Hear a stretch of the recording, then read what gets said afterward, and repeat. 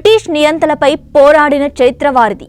అగ్రకుల ఉన్మాదులను ఎదిరించిన గుండె ధైర్యం వారిది.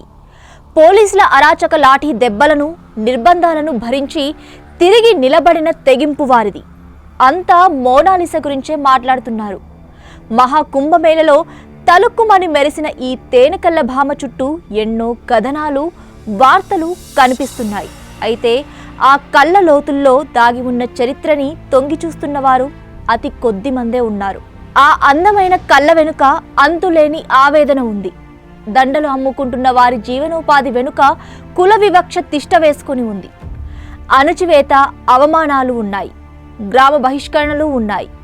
వారి తెగ పేరు పార్దీ. వీళ్ళు మహారాష్ట్ర, మధ్యప్రదేశ్, రాజస్థాన్లో కనిపిస్తారు. వీళ్ళ చరిత్ర తెలుసుకుంటే రోమాలు నిక్కబొడుచుకుంటాయి. వీళ్ళ ప్రస్తుత పరిస్థితులు తెలుసుకుంటే మాత్రం కన్నీళ్లు వస్తాయి.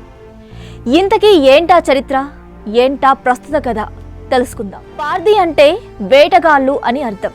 వీరి మూలాలు మధ్య భారత అడవుల్లో ఉన్నాయి.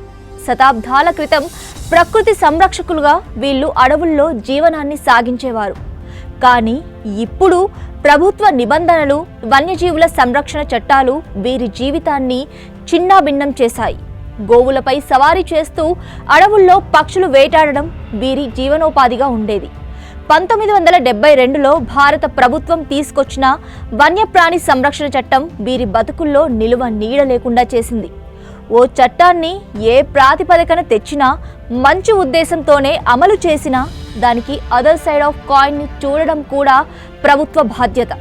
ఓ చట్టంతో ఓ తెగ జీవనోపాధి కోల్పోతుందంటే వారికి బతుకు మార్గం చూపించాల్సింది కూడా ఆ చట్టం చేసిన ప్రభుత్వానిదే.